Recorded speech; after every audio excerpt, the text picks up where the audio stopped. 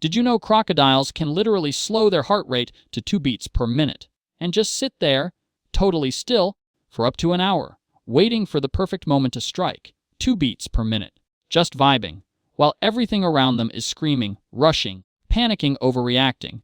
That prehistoric, cold-blooded murder lizard, just chilling, patient, present, focused, calm. Now imagine if you could do that. Not the murder part. Don't get weird on me.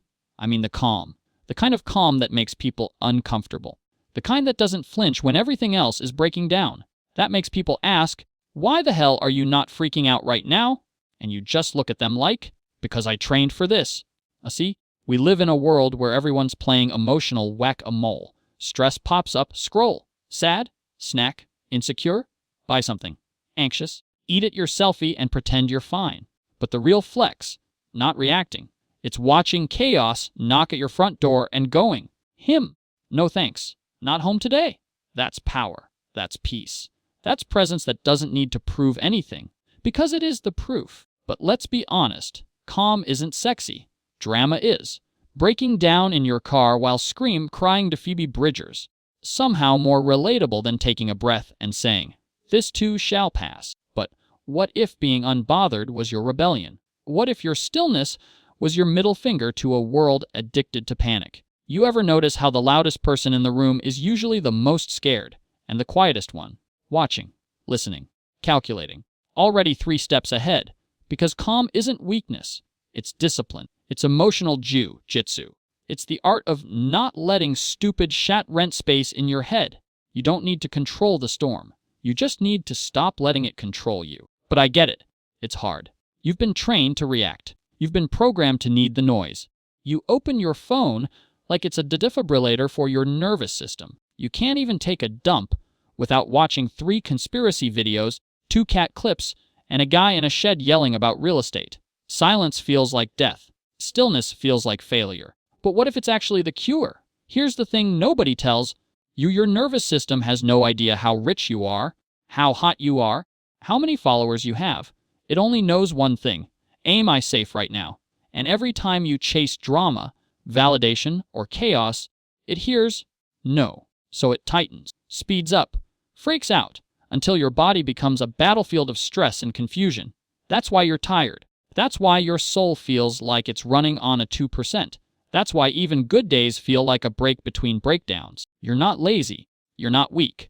You're just fried, frazzled, pulled in 20 directions, and somehow still stuck. You ever felt that?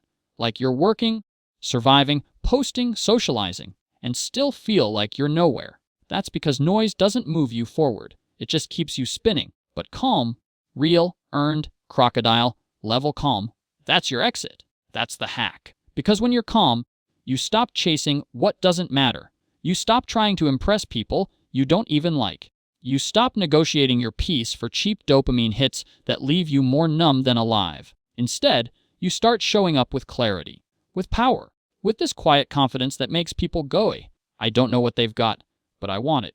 Why? Because calm is rare now, and anything rare is valuable. You ever met someone so composed it pisses you off? Like, the group chat's melting down over a typo, and that one person's just sipping tea, not responding, not taking sides, not emotionally invested in the circus, just there, like a mountain, still, breathing, watching. And you're like, why are you not freaking out with the rest of us? And they look at you with this peaceful, unbothered face like, I already made peace with every outcome before this even started. That energy, magnetic, terrifying, and revolutionary, because deep down, we all know we don't have it. At least not yet. Most people are walking around like open wounds with Wi-Fi, constantly reacting, constantly scrolling, constantly in a silent panic. But the calm ones, the ones who don't argue, don't gossip, don't over-explain, don't chase, they feel like aliens, or monks, or serial killers. It's hard to tell, because we're not used to seeing stillness as strength. We think silence means weakness, that not engaging means apathy.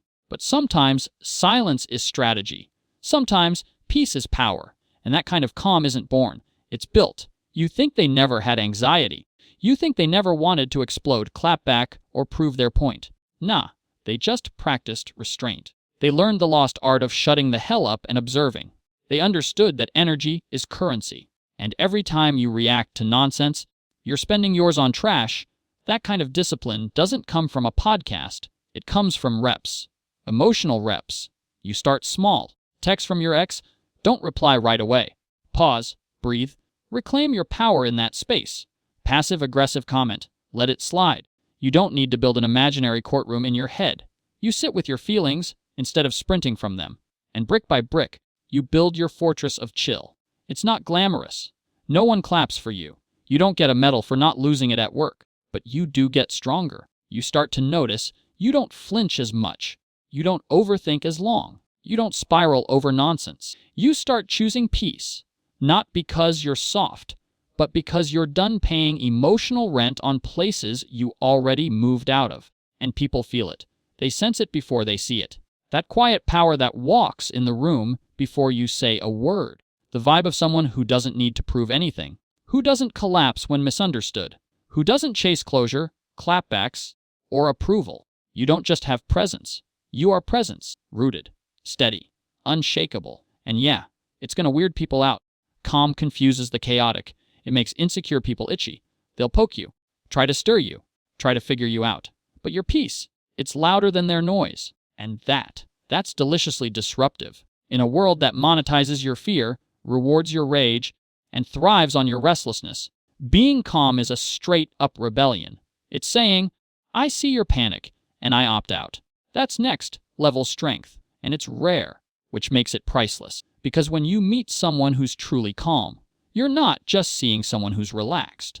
You're seeing someone who's done the work, who's dug through their pain, who sat with their discomfort, who walked through fire and came out the other side.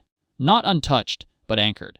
They're not immune to life. They just don't let it drive anymore. They've taken the wheel back, and now they're cruising. Steady, focused, untouchable in the best way. So if you're building that, if you're learning to pause, to breathe, to not take the bait, to hold your power quietly, keep going. You're doing the hardest thing. You're rewiring yourself. And yeah, it's uncomfortable. There will be days when you want to explode, where silence feels like swallowing glass, where you're like, why am I even doing this? But then, one day, someone tries to drag you into chaos, and you just smile, not sarcastically, just peacefully, because you've seen that movie.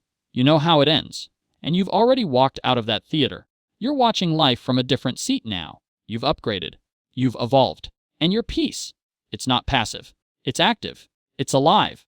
It's powerful. It's yours. And you earned it, one uncomfortable breath at a time. That's the kind of calm that makes people nervous. Because it's real, it's rare, and it's revolutionary.